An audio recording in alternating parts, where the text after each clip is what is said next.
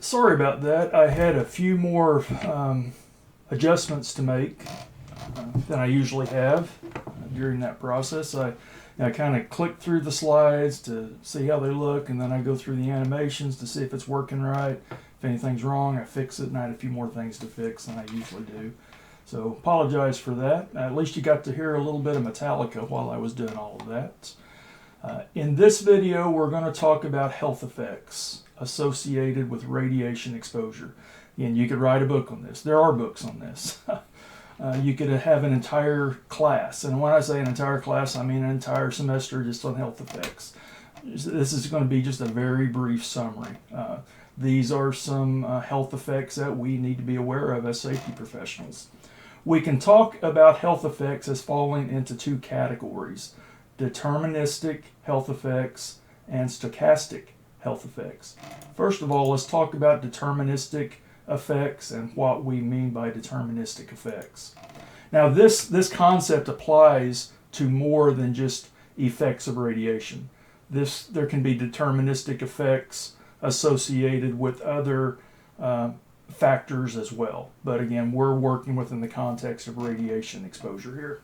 But a deterministic effect is an effect that affects everyone who is exposed to radiation. Everyone that's exposed to the harmful agent. If you want to broaden out beyond radiation, everyone that's exposed to a harmful agent is going to develop these effects. It's universal. Whether you're a man or a woman, doesn't matter your DNA or DNA heritage, none of that matters. If you're exposed to the agent, whether it's radiation or some other harmful agent, you're going to develop these effects. Some of the deterministic effects associated with radiation exposure. And notice I'm not identifying any exposure levels. You can assume these are relatively high exposure levels. One of the deterministic effects, everyone's going to experience this when they are exposed to radiation at a fairly high level: skin damage, burns, hair loss, dermatitis. The skin will be affected by exposure to ionizing radiation, and it's universal. It's not like some people, it's not going to affect some people, but it's going to affect other people. Everybody's going to have this effect when they're exposed to the radiation at the same levels. Cataracts. The lens of the eye is very susceptible to ionizing radiation and non-ionizing radiation. Exposed to ionizing radiation at a certain level, cataracts will develop. And if you don't remember what cataracts are from previous classes, we talked about this last semester in 3423. But cataracts is simply a clouding of the lens. It can be repaired. They can fix cataract problems. 40 years ago they couldn't, but now they can. Cataracts left uncorrected will result in blindness. And in fact, it's the leading cause of blindness worldwide, cataracts. Most cataracts would be associated with non-ionizing radiation from the sun. Sterility. Men and women exposed to radiation at high enough levels will become sterile. If an embryo is exposed to radiation at a sufficient level, it will cause growth retardation, or microcephaly is the more correct clinical term for what happens. And this is the embryo that's exposed to radiation. Find my pen here. The other type of retardation that can occur when an embryo is exposed is mental retardation. Mental abilities, intellectual abilities will be affected when there is embryonic exposure. And these are deterministic effects associated with exposure to ionizing radiation at high enough levels. Stochastic effects are a little different. Stochastic effects are those effects that do not affect everyone the same way. we have 100 people who are exposed to a high level of ionizing radiation. 5% of those people may develop cancer, but the other 95%, they don't. That's what we mean by stochastic effects, and cancer is an example of a stochastic effect associated with ionizing radiation exposure. And the probability actually of developing cancer from radiation exposure is relatively low. And your textbook goes into this in a little more detail. Again, this is not we still need to protect ourselves, our workers, from exposure to ionizing radiation if we're in a workplace where there is the potential for that exposure. But the probability of developing cancer from radiation exposure is low. We're more likely, humans, Americans, are more likely to develop cancer from the crap that we eat. Stuff like processed meats that has a lot of chemicals in it. That's more likely to result in cancer, or use of tobacco, smoking, or other using tobacco in other forms, more likely to result in a cancer diagnosis than exposure to ionizing radiation. And that doesn't mean we should ignore the dangers of ionizing radiation. They are there. They are real. But there are other carcinogens that are more likely to affect workers and result in cancer. Silica, for example. Silica is a greater danger, from my perspective, when it comes to the cancer development, lung cancer development, than exposure to ionizing radiation. Another stochastic effect would be genetic effects or mutagenic effects. A mutagenic effect occurs when a person is exposed to ionizing radiation. That ionizing radiation affects their DNA. It affects them at the genetic level. It causes a mutation within their genes. Normally, the person who is directly exposed to the ionizing radiation and they go through this mutation process, they don't suffer any ill effects. It's their offspring. It normally does not affect the person exposed, but causes genetic abnormalities that are passed on to offspring. And this is stated a little bit strongly here. Exposed, but causes, I should say may cause, because we are talking about stochastic effects. Again, not everybody's going to have their DNA. They're not going to be affected at the genetic level. But if they are affected at the genetic level, say 1% or less than 1% who are exposed to high levels of ionizing radiation, that less than 1%, they may not experience the effects, but it would be their offspring that would be affected. And so we've talked about deterministic effects and stochastic effects, the two broad types of effects that can occur from exposure to ionizing radiation. And one thing I should say about the genetic effects, and this is brought up in your textbook, there's actually little evidence of this actually happening in humans. But there is a great deal of evidence in animal studies. A lot of our medical knowledge is based on animal studies, using rats, rabbits, even dogs as subjects, exposing those animals to high levels of ionizing radiation, and then monitoring the effects of that exposure. And when those types of studies have been conducted, the results have been a mutagenic effect. Beagles, I'll just use beagles as an example, a breed of dog. Beagles are exposed to high levels of ionizing radiation. They then have puppies. It has been noted, there's good evidence that those puppies are likely to be born with a genetic abnormality.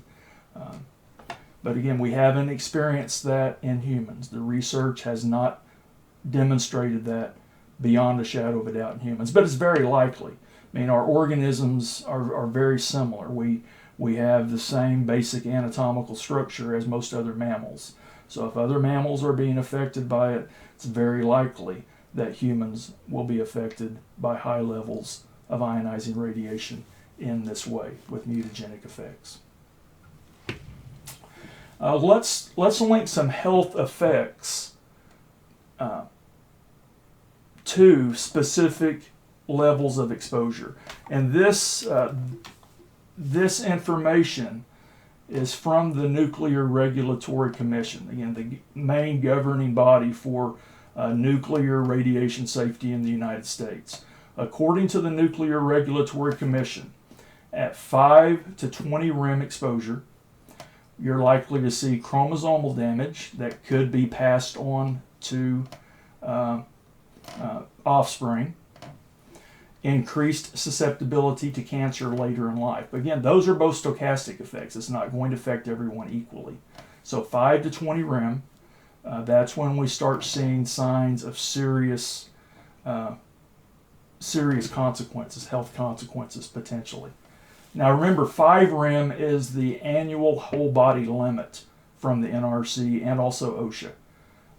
Less than 5 rem per year is considered to be safe. But once you get 5 rem and above, that's when you start seeing more serious health consequences. And we are talking about acute exposure events. This would be an event that occurred over a short period of time, where they got a big dose over a short period of time. Let's say the exposure is 20 to 100 rem. That's going to affect our immune system. It's going to make the person exposed more susceptible to infection, along with these others. The other consequences or effects at 5 to 20 rem. At 100 to 200 rem, you're going to see immediate effects: vomiting, diarrhea, fatigue. 200 to 300 rem, internal hemorrhaging. At 200 to 300 rem, as an acute exposure, this is going to be lethal for up to 35% of the population within 30 days, according to the Nuclear Regulatory Commission. 300 to 400 rem, bone marrow deprecation, severe intestinal deterioration, lethal for up to 70% of the population within 30 days. If you're exposed at 300 to 400 rem, 70% of, let's say we have 100 people exposed to 300 to 400 rem. Within 30 days, 70 of those people will be dead. 400 to 1,000 rem, 95% will die within 30 days. 1,000 to 5,000 rem, 99.99% die within 10 days at this level of exposure.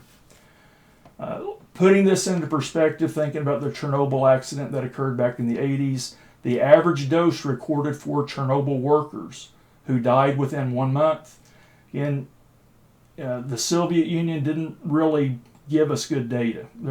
You got to take this with a grain of salt. We're dependent on what they've reported. But the average dose recorded for Chernobyl workers who died within 1 month, 600 rem.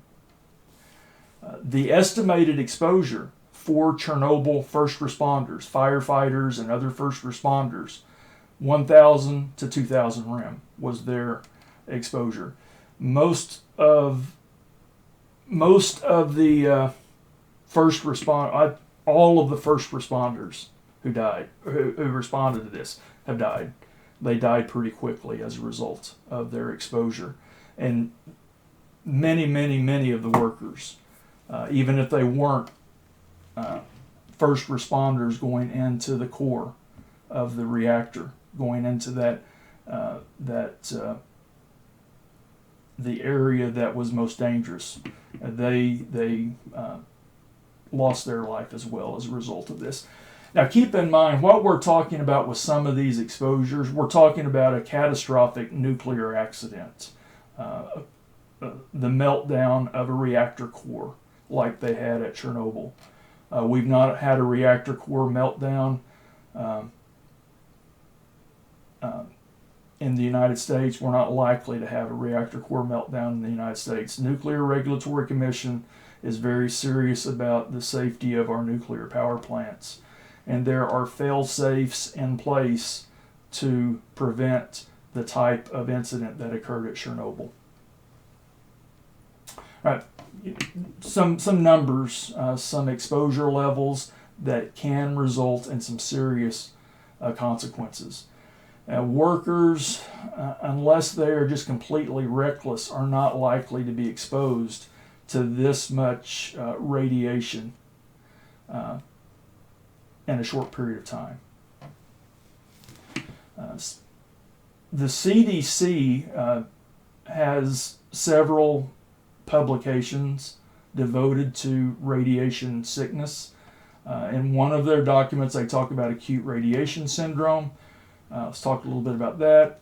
It comes from high dose exposure over a short period of time, talking about whole body exposure. Radiation does penetrate internal organs and the bone marrow. The initial symptoms, nausea, vomiting, and headache.